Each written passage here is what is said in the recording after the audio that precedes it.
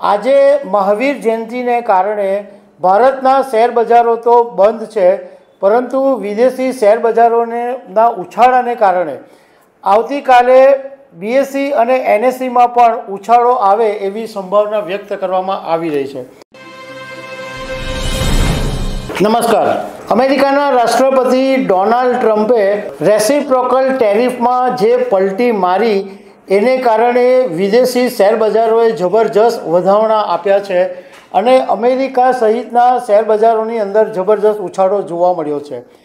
આજે મહાવીર જયંતિને કારણે ભારતના શેર બજારો તો બંધ છે, પરંતુ વિદેશી શેર બજારોના ઉછાળાને કારણે આવતીકાલે બીએસઈ અને એનએસઈમાં પણ ઉછાળો આવે એવી સંભાવના વ્યક્ત કરવામાં આવી રહી છે। તો આના વિશે તમારી સાથે વાત કરીશ।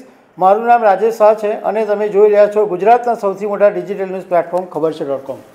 3 માર્ચે અમેરિકાના રાષ્ટ્રપતિ ડોનાલ્ડ ટ્રમ્પે આખી દુનિયાને હચમચાવી નાખેલી, બધા દેશો પર ટેરિફ નાખી દીધેલો અને એને કારણે એટલો બધો જબરજસ્ત હડકંપ મચી ગયો કે ભારતના શેર બજારોમાં પણ મોટા મોટા ગાબડા પડી ગયેલા અને વિદેશી શેર બજારોની અંદર પણ કડાકા ભડાકા બોલી ગયા હતા।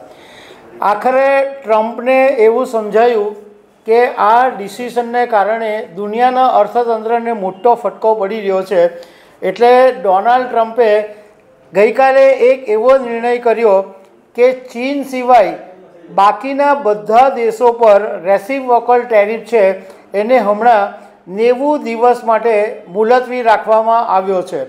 આ ન્યૂઝ પ્રસારિત થતાની સાથે જ અમેરિકાના શેર બજારમાં 12% જેટલો ઉછાળો નોંધાયો। આ ઉપરાંત દુનિયાભરના શેર બજારોની અંદર ભારે લાવ જોવા મળી અને બધા જ ઇન્ડેક્સ છે એ વધી ગયા। જાપાનનો નિક્કેઈ ઇન્ડેક્સ છે એ 9.13% વધ્યો, કોરિયાનો કેસ્પી ઇન્ડેક્સ 6.60% વધ્યો, તાઇવાનનો તાઈએક્સ ઇન્ડેક્સ છે એ 9.25% વધ્યો અને એનએસઈ નેશનલ સ્ટોક એક્સચેન્જનો જે ઇન્ટરનેશનલ એક્સચેન્જ પર જે ટ્રેડ થાય છે એનએસઈ નિફ્ટી એ 700 પોઈન્ટ વધ્યો। ચીનનો જે શાંઘાઈ કમ્પોઝિટ ઇન્ડેક્સ છે એ 1.16% વધ્યો અને અમેરિકાનો ડાઉ જોન્સ 7.87% વધ્યો અને ટેકનોલોજી શેરો માટેનો જે અમેરિકાનો ઇન્ડેક્સ છે નાસ્ડેક એમાં 12.16%નો ઉછાળો જોવા મળ્યો। છેલ્લા 4 દિવસથી વિદેશી શેર બજારોની અંદર ઘટાડો જોવા મળ્યો હતો, દરરોજ બજાર તૂટતું રહેતું હતું, પરંતુ ટ્રમ્પના નિર્ણયને કારણે શેર બજારોની અંદર ફૂલ ગુલાબી તેજી જોવા મળી ગઈ।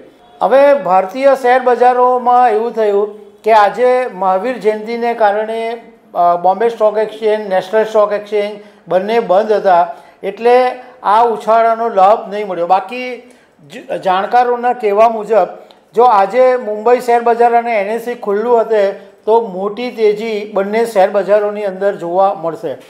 આવતીકાલે પણ બંને શેર બજારોમાં તેજીની શક્યતાઓ તો છે જ, પરંતુ જે આજનો જે માહોલ હતો એ એટલી કદાચ આવતીકાલે તેજી જોવા નહીં પણ મળે એવું જાણકારોનું કહેવું છે। હવે આ બધાની અંદર દુનિયાના જે અબજોપતિ છે એમાં ટ્રમ્પના નિર્ણયને કારણે એ લોકો ધૂમ કમાણી કરી લીધી। એલન મસ્કે એક જ દિવસની અંદર $35.9 બિલિયન કમાણી કરી લીધી, કારણ કે એમની કંપની ટેસ્લાના શેરનો ભાવ એક જ દિવસમાં 22% જેટલો ઉછળી ગયો। તો દર્શક મિત્રો, આવી અનેક વાતો સાથે અમે તમને મળતા રહીશું। Thank you very much.